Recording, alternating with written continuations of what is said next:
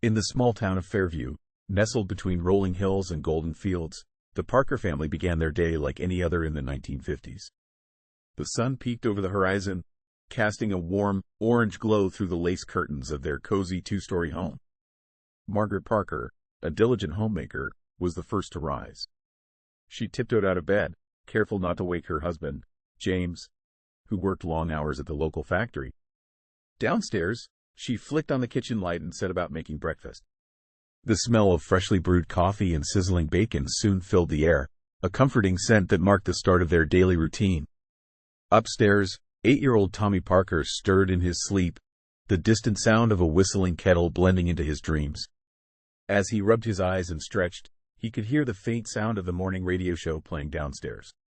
He threw off his covers, excited to greet the day.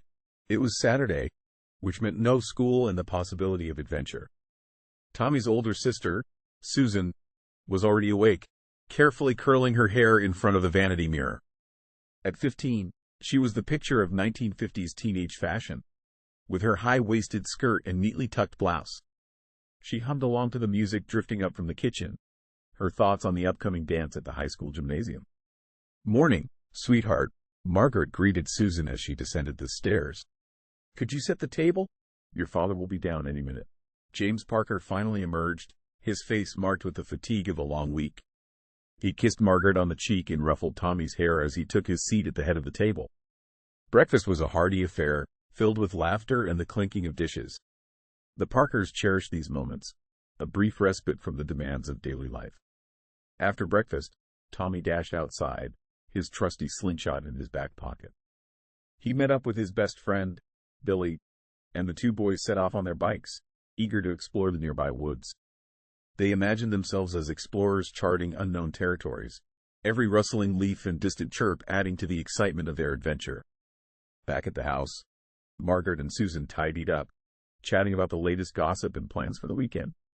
James headed out to the garage, where he worked on his prized 1952 Chevy, a hobby that provided him solace and satisfaction. As the day wore on, the sky grew overcast, and a sense of anticipation hung in the air. Tommy and Billy, deep in the woods, stumbled upon an old, abandoned cabin. It was hidden behind a thicket, its wooden frame worn by time and elements. The boys' hearts raced as they approached, their imaginations running wild with possibilities. Could it be a secret hideout? Or perhaps a treasure trove left by long-forgotten inhabitants? Back at home, Margaret felt a sudden unease. She glanced out the window, her motherly instincts tingling. "Susan, have you seen Tommy?" "No, Mom. He went out with Billy this morning," Susan replied, her voice tinged with curiosity. As the first drops of rain began to fall, Margaret's concern grew. She knew the boys often wandered far, losing track of time in their imaginative escapades. She grabbed her coat and called for James, who immediately sensed the worry in her voice. Together, they set out to find Tommy, the rain now a steady drizzle that blurred the familiar landscape. In the woods, Tommy and Billy explored the cabin, their initial excitement giving way to caution.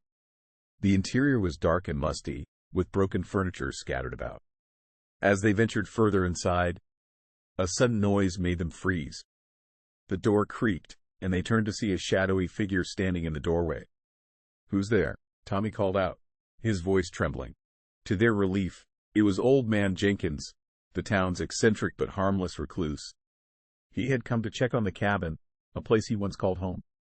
With a warm smile, he invited the boys to sit and shared stories of the past, tales of his youth that captivated their young minds. Meanwhile, James and Margaret, guided by intuition and the need to protect their child, finally reached the edge of the woods. As they called out for Tommy, their voices carried on the wind. Hearing his mother's voice, Tommy rushed out of the cabin, Billy close behind. The reunion was filled with relief and laughter, the tension of the day melting away. Back at home, as the rain pattered against the windows, the Parker family gathered in the living room. They sipped hot cocoa and listened to Tommy's recounting of the day's adventure, their hearts full. In that moment, they were reminded of the simple joys of life and the strength of their family bond, a constant anchor in the ever-changing tides of time.